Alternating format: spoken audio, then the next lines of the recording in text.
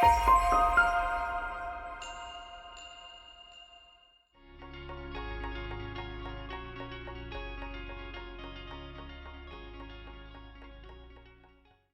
stress on marriage, I think, when you're in the acute years, when they're much younger and they're seizing all the time, constantly, or when you're still searching for that diagnosis. I mean, thankfully, they're getting diagnosed so much younger, but that puts so much strain on our marriage. That was so hard.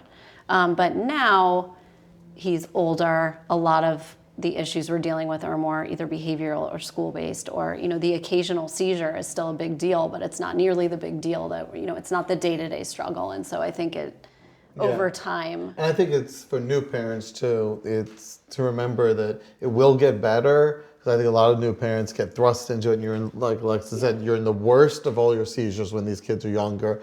You're dealing with all these services, and what I found is there is no book guidance you have no idea what you're this. And so a lot of the times, like financially too, we were under so much stress because you have all these expenses, and then nobody told us in our state that you can apply for a waiver and then everything's covered and it's $0 deductible for everything with kids with special needs. And I said to the neurologist when they told us that, why has no other doctor told us this? Right. Nobody told us this. And she's like, you know, you have to kind of learn it as you go. So I think for new parents, if you can search out everything possible, you know, hopefully it alleviates some of the stress of all the different factors. No matter how much training you have, you need to have somebody helping, because you're always on edge. That's the one thing I think I've learned with every Dravet parent is we're always on edge. You're always watching.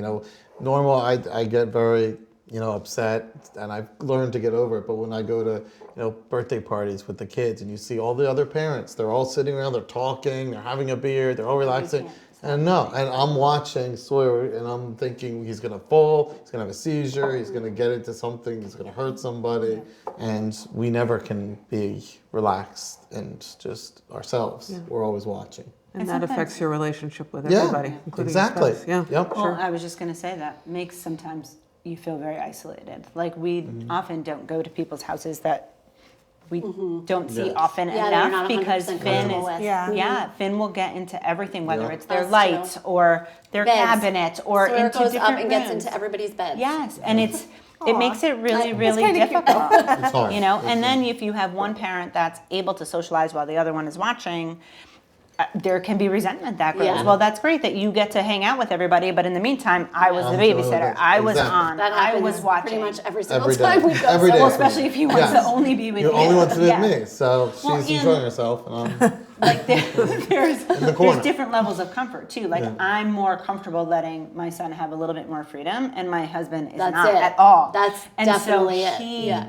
If I can see him in a room, I feel like, all right, I'm okay. Whereas he feels like he wants needs to be on top of him, right next to him. Yeah. And so we have different approaches to Finn being out in public a lot, and that can build resentment or be a conflict right there. What was incredible was we were married 10 years last year, and we got to go away for a long weekend for our anniversary, which at the beginning of the diagnosis, we never thought would have been something we could have even done. We wouldn't have felt comfortable to go away.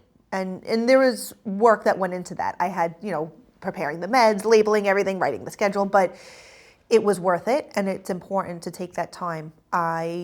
As Johnny gets older and we are all becoming more accustomed to this is life for us, we feel better, I think, to leave him.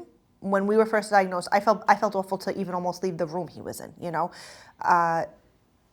but we know we have people we can rely on. And, we unfortunately, we don't get to do as much as just us outside of the home, but we do have time every evening, usually after the kids go to bed, where we kind of will check in. We're at the point where we are now from learning. Like, you learn what works, you learn who you could rely on, you learn how to balance whether you have another child, or even, your relationship with your spouse or your, significant other. Like, everything's a balance. Like, it sounds simple, but it's really hard. But you learn every step of the way. You learn what works and what doesn't work.